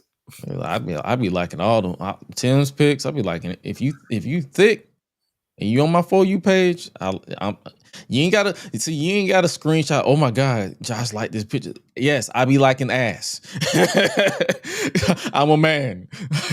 I'm a man. You get a full thumbs up on You that get a one. thumbs up. Like hell, you might get I ain't gonna lie to you. You might mess around and get a bookmark from me. That's how gorgeous y'all motherfuckers be. Like, come on, man. Don't play with me. I don't lie. Guna Gresh is a thing, but I'm not public with it. Hey, y'all don't realize how much of the fourth curtain y'all getting pulled back tonight. Y'all getting pulled back. Y'all getting fourth wall. Ooh, we get fourth wall.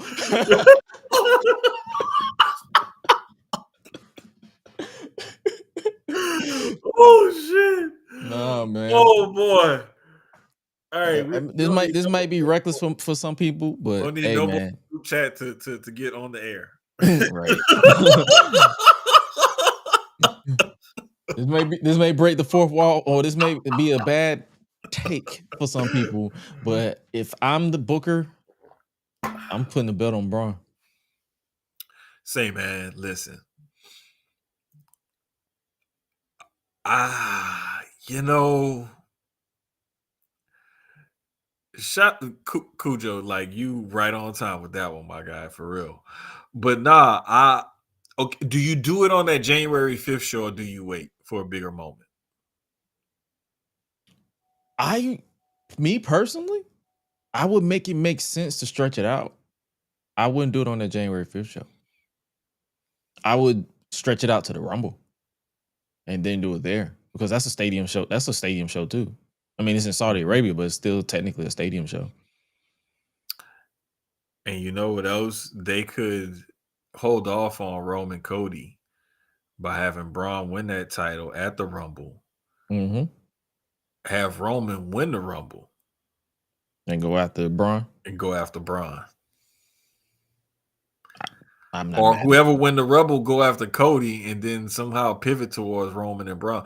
But like, if you're gonna pivot from Seth Roman to Cody Roman, it's like, y'all falling back on something y'all know could They're tell the falling story. back on the safe. On the safe. Yeah. And I'm not gonna hold you. If they fall back on Roman and Cody, I am going to be done with social media until after the match is done. The reason why I say that because Roman Reigns fans and Cody Rhodes fans are the most insufferable fan base I have ever seen on social media. And I'm not talking about all. I'm not finna generalize all of y'all because I'm cool with some on both sides, and they are hilarious. But there are some that for the love of God, I don't even want you to get a speck of coochie because that coochie deserves better. I don't want to even get you a whiff of it.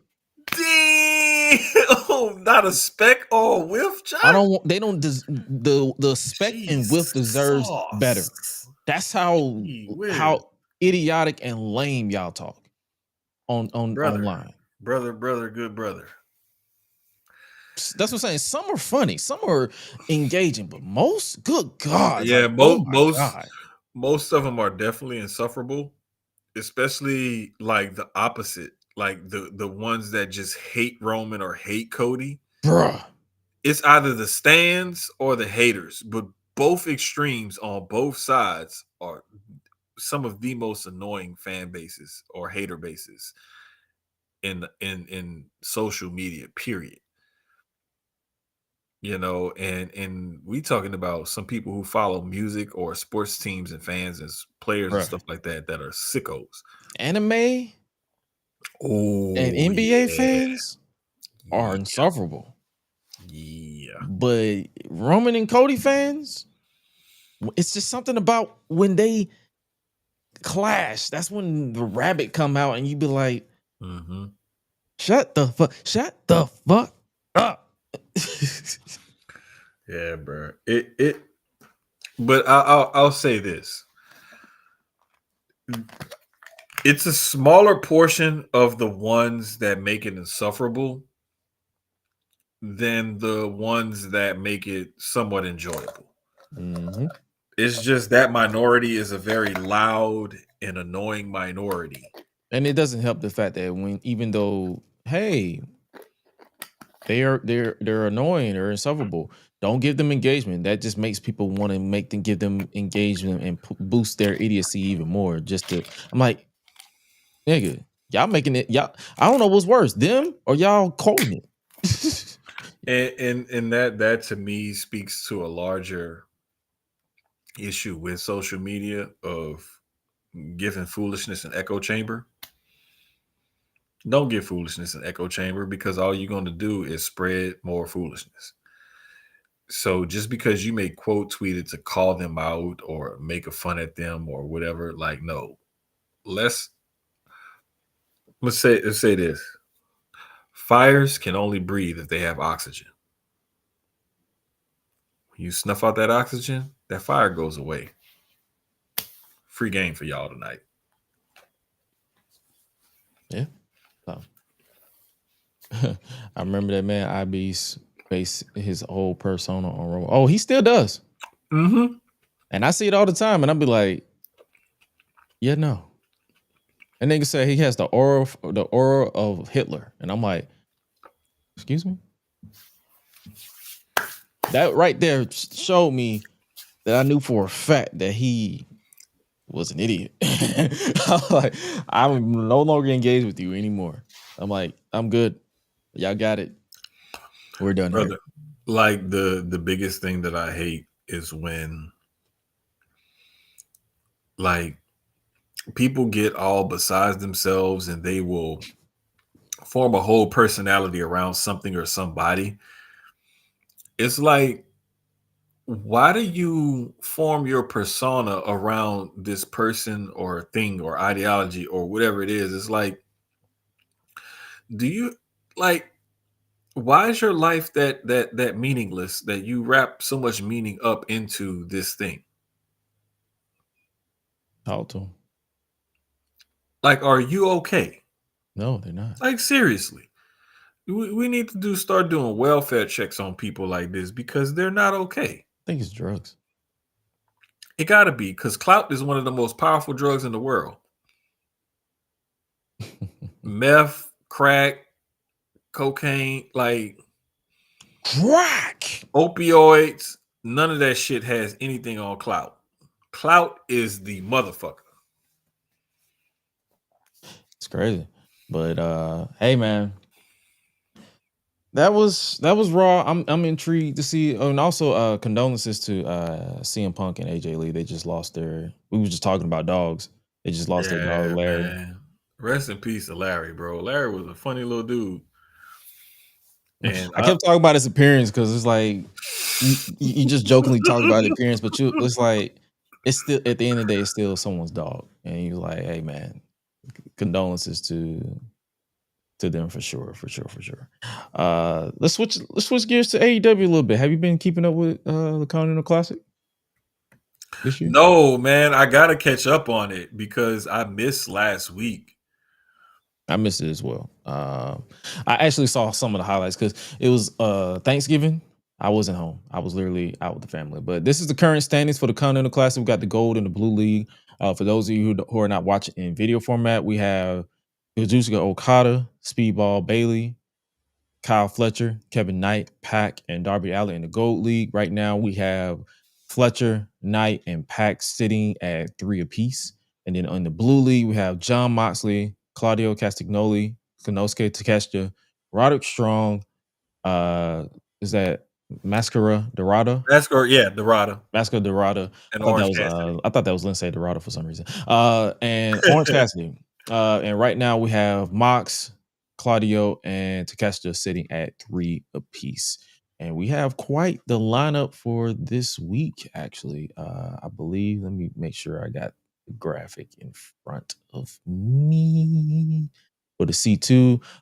Right now, we have coming up this week on Dynamite, we have Kyle Fletcher versus Kevin Knight, Okada versus Pac, Mox versus Claudio.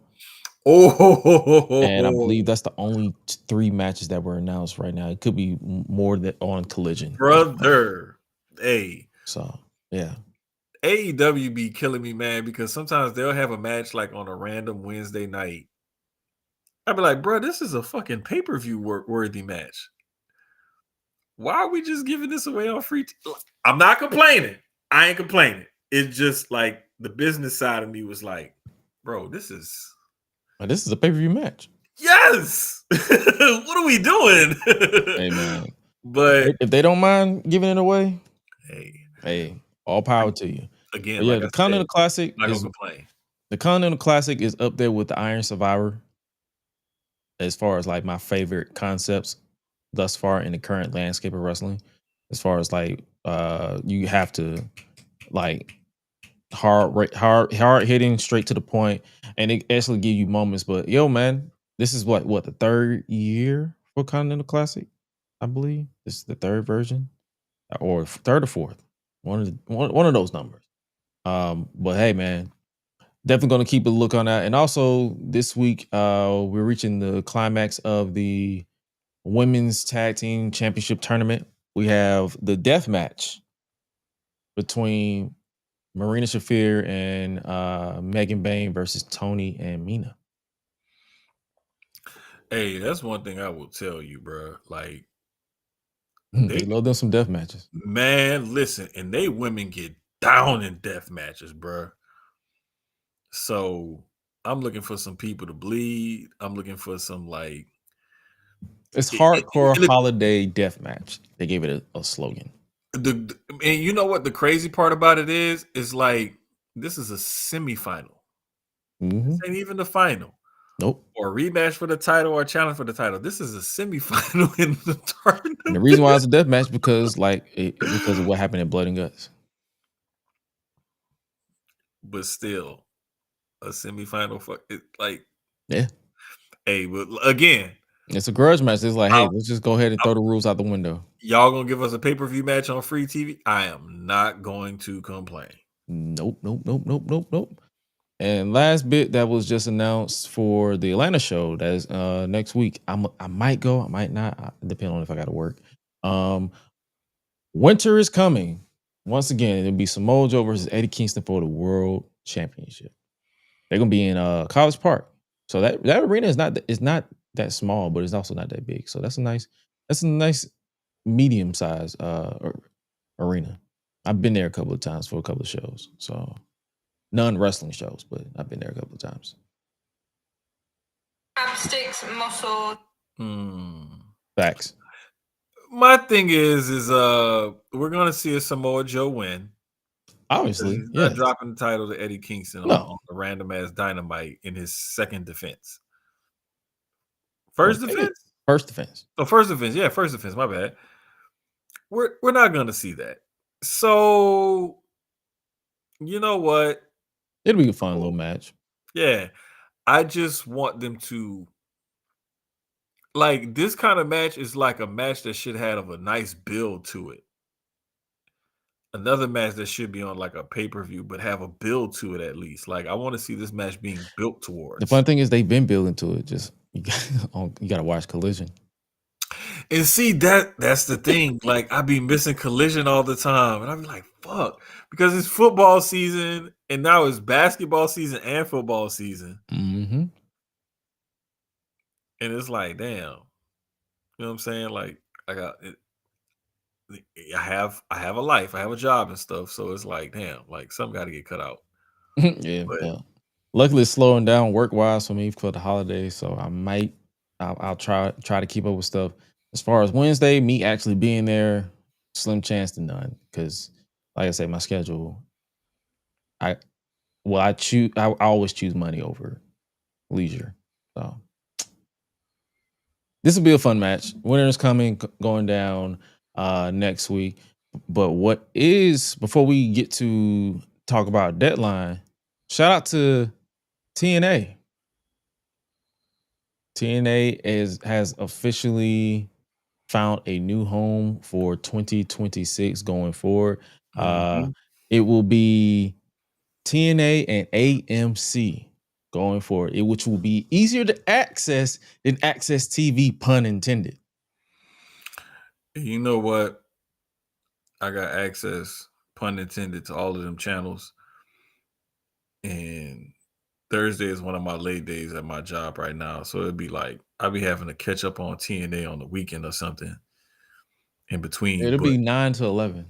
Shout out to them though, bro, for scoring this, because being on a slightly more visible, accessible channel is only going to help.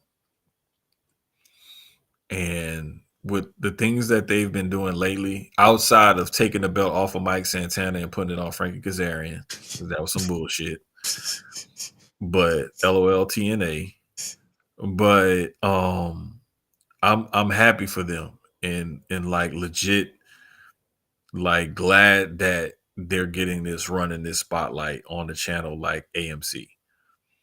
It's only gonna be up from here for them, hopefully. And shout out to everybody. This is one channel I was not thinking when they teased the media rights. I was like, I forgot all about AMC. Well, yeah, I mean, a lot of us probably did. Like, nobody was really like focused on it or thinking about it. I don't think it was one of them things where, like, when WWE went to TNN back in the day, Mm-hmm.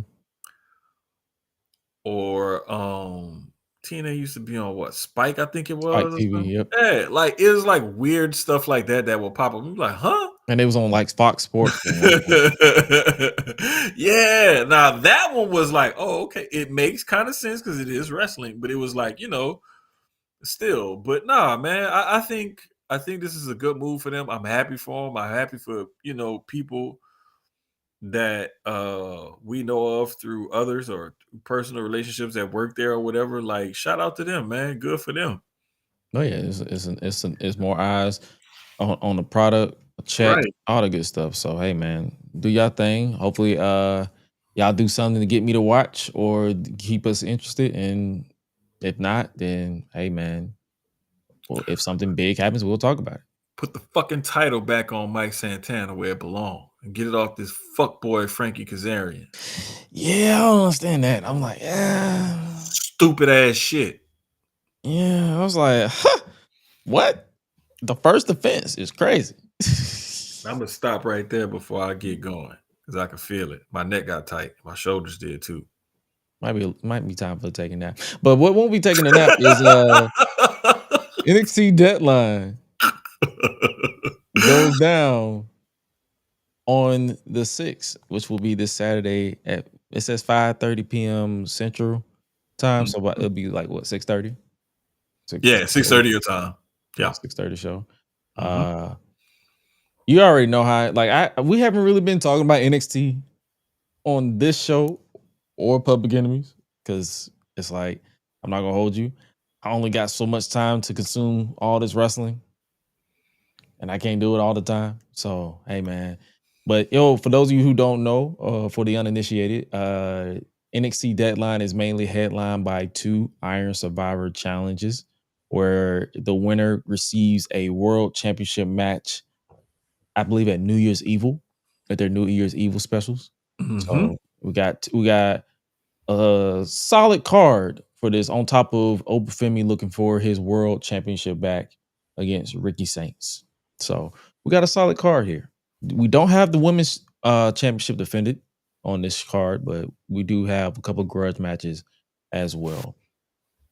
I guess we can start off with the World Championship match. It was just signed, sealed, delivered literally a couple hours ago at the time of this recording. It'll be Ricky Saints defending against Obafemi for the NXT Championship. How we feel about this and who you got winning? I got Ricky winning because it's one of his first defenses, and I think Oba is pretty much main roster bound at this point. If Oba wins, look for Oba to possibly. I just feel like Oba about to move up, because anytime you get big losses consecutively in NXT, that typically means you moving up.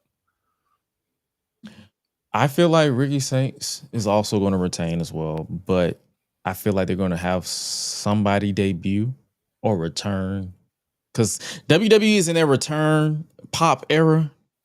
So I feel like somebody's going to return after this match. My vote is Tony. What's his name? Tony D'Angelo, because we ain't seen him in a hot minute. So, yeah. The next match we have is actually a grudge match that I was not expecting, or I was expecting, because it's obviously that they was going to do it. It's going to be Izzy Dame versus Tatum Paxley. I hope they let Izzy Dame go full crazy bitch on Tatum. Tatum Paxley go full crazy bitch on Izzy Dame. Like, I want to see straight fucking psycho Tatum Paxley. Like, unhinged psycho. Like, I want to see her like put her head on the stairs and like stomp on it or something.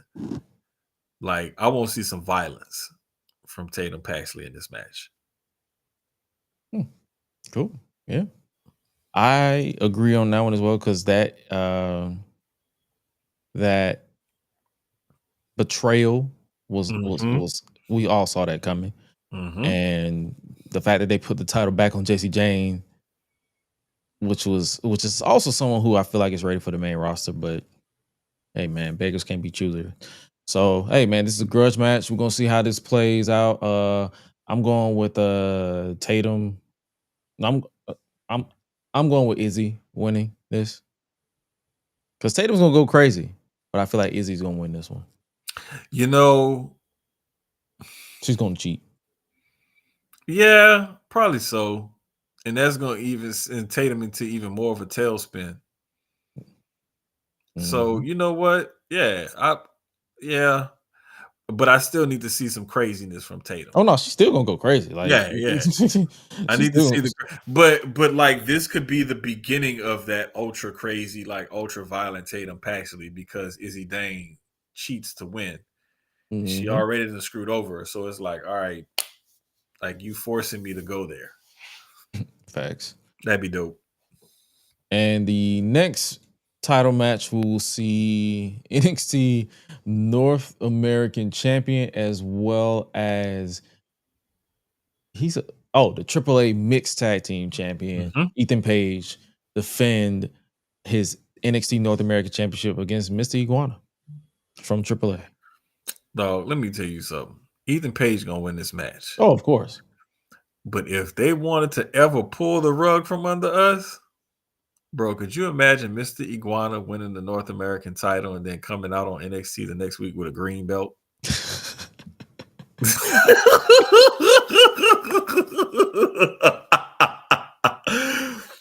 No, let me tell you something, bro. I would die laughing. Bro, I love Mr. Iguana. I love Yeah, he's Layeska. entertaining as hell. The whole gimmick and everything, bro. Like I love everything about it. So you can't get me to say a bad word about Mr. Iguana, except he probably gonna eat this pin. No, yeah, definitely. Yeah, he's definitely gonna eat that. He's definitely gonna eat that. There's no way about that. Last two matches is obviously the key matches that are going Mhm. down. It is the Iron Survivor challenges where the winners receive a future women's and men's NXT championship match. Starting with the women's, we have Kalani Jordan versus Sol Ruka versus Jordan Grace versus Lola Vice versus Kendall Gray, the Evolve Women's Champion. I right out the bat from the highlights I see Zarya costing Soul this match. Mm. But this is definitely one of this Iron Survivor, like this match style is definitely one of my favorites. If you had to pick someone to win, who you got? I'm gonna say Sol Ruka. Mm, I'm gonna okay. say Sol Ruka simply because I'm looking at like who has the star power and the upward trajectory all at the same time without feeling like it's a retread. And Kalani has held the TNA women's title. Jordan Grace has been presented as a big deal. Lola Vice has been at the top of the card. And what's her name? I don't think she's ready yet. Kendall Gray. She's Yeah. Evolved. It's cool and everything, like the Evolved champion and stuff like that. I think Kendall is there for like certain highlights and spots and stuff, and to like, add some spice and some pizzazz to the match. It's like when they would have Kalisto in the fucking Money in the Bank match. Or they have her there to do pull. I think didn't 1 year Kalani get no points? Somebody I think so. at one point he got no points. That was she there for. She get there to get no points. Yeah, I but may be misremembering I remembering it think incorrectly, but somebody had when one of these challenges had no points like the entire time. I think it was Kalani. I think it was Kalani. I put it to you like this: Kalani ain't in that position right now. That's Yeah, Kendall no, no. Grace I'm just position. saying, like that's what I see. Kendall, somebody in this match is going to be that. If and my best bet is Kendall because of reasons. But yeah, if I had to pick someone, I'm going with Soul as well. Even though I still feel like Zarya is going to play a factor because she damn near ripped her in half on NXT from the highlights that I saw on Twitter. Mm-hmm. So Yeah, I can't wait for this match. It's gonna be a lot of There's gonna be a lot of crazy shit in this match. There's gonna be a lot of athleticism. It's And they gonna be got some 45 minutes. killer spots and stuff like that. And so they're giving them time to cook. And with the ladies that's in this match, you're gonna see some shit. So I can't wait. And but I think if I had to pick a fail safe,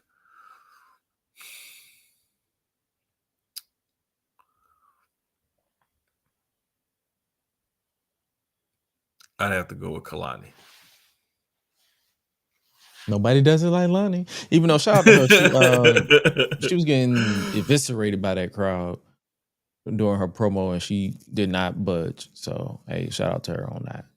And as far as my fail safe, Jordan, because That's see, I was bouncing back and forth because I was like, this could be her way to get her title shot, her victory, and to kind of shut JC Jane up.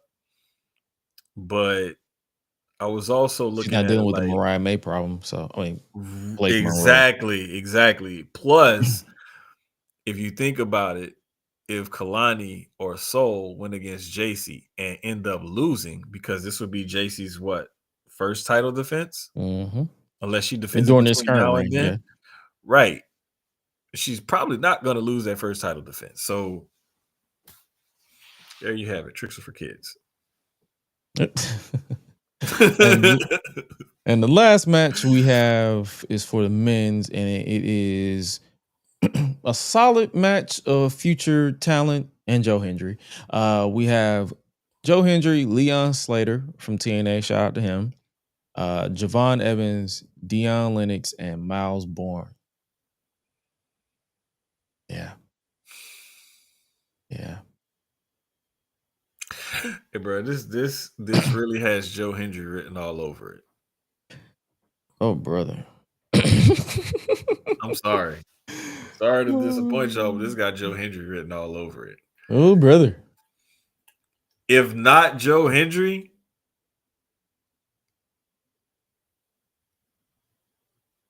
because listen, the way I'm thinking about it is who wins that world title match? Ricky? Who would look good going against one of these guys? And I'm looking at these 5. And it's like Javon has had shots already. Yep. I don't think they're gonna elevate Leon Slater like that because the rumor is like WWE and TNA may be towards the end of their partnership or whatever. Miles Bourne got his one-off shot or whatever that one time. And let's just be real, Deion Lennox, you ain't about to sniff no world title picture right now. Like, chill. Like, sit your light skin ass down somewhere. Yeah. Like, so it's like logically, I see Joe Hendry. If I was just saying, hey, who do I want to win? I want Javon to win because I want Javon to eventually get that NXT title. You want him to be your failsafe? Yeah, I'm going to put Javon as my failsafe. That's what I'm doing. I had to talk myself through it. Y'all just had to listen. But nah, if I had to go based off of that, I'm gonna have to agree with you. I'm gonna have to go with Joe Hendry on this one. And my failsafe would be Javon as well, because it's like they have Joe doing side missions right now with Thea. So it's like, hey, and he's already technically signed, even though is he still with No, TNA? he's signed. He's 100% WWE. Yeah, he's straight WWE. Okay, so yeah. Hey man, go for it. Joe Hendry, have him go up against Ricky if he retains, or have him get squashed by Oba if he wins it back. So hey man, do y'all thing. But yeah, that's deadline. And before we get up out of here, because that is our show, song of the week. Like always, we give our song of the week. So for those of you, for the uninitiated, we give our song of the week and we put it in a Spotify playlist, or I have to update the Spotify playlist because I think I haven't updated it because I've been forgetting to do that. But hey, man. Gosh, Josh. Hey, man, I'm busy. There's money to be made. Y'all will be all right. God, man. Y'all will be all right.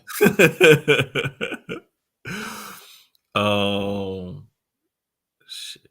But if I had to pick a song for me, It's been the song that I've been playing on loop in my head for the past couple of weeks because the holidays are typically an emotional one for me. So I go back to my roots as always, which is the church. But I don't go to the church because I don't do church. I have my personal beliefs. But if I had to pick my song of the week, it would be. Where is the song? I forgot it already. Jesus. That's what I get. I'm aging. It'll be. I had to find mine. That's what took me so long. Yeah, I I'm was finding like, mine right now because I'm trying to. I didn't have it. Oh, I got it. I got it. He won't fail. Maverick City Music. It's been on loop for me personally on a personal level. So if you guys want to peep that, cool. If that's your thing, if not, don't worry about it. But that's just been my song of the week this week. All right. See, I had two different ones because I had a gospel song and that.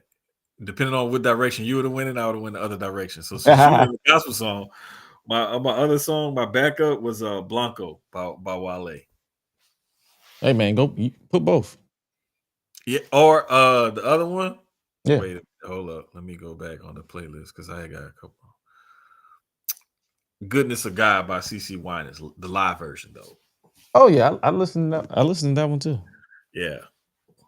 Definitely. But you got to listen to the live version. I don't know, something about the live version. Bro, Even though he listen. won't fail, you have to listen to the live version. Sometimes I be mad. Like, it's certain records when you hear the live version is better. Certain gospel songs hit harder live. Certain R&B songs hit lighter, better when it's live. And then certain versions of certain rap songs hit harder when it's live. Oh yeah. But like that one, at first I was mad because I wanted the radio version I normally hear on the radio that's played here. And then I was like, you know what? Let me just give the live one a shot just because I couldn't find the regular version. And I was like, oh man, buddy, I'm glad I didn't find the radio version. The live version hits way harder. Like I've been hearing the radio version. I'm like, the radio one's fine, or the studio version it'd be fine. And then when you hear a live version, you be like, oh nah, it hit way harder every time, way harder live. It's just certain, and especially when it's good sound and like, because when the artist sings a song live, they vibing off the live instruments in the crowd, and they'll hit certain notes that they won't hit in the edited, mastered, mixed studio made for radio version of a song. So certain parts of that song is gonna hit harder. You know what I'm saying? And that's why that live version to me is everything.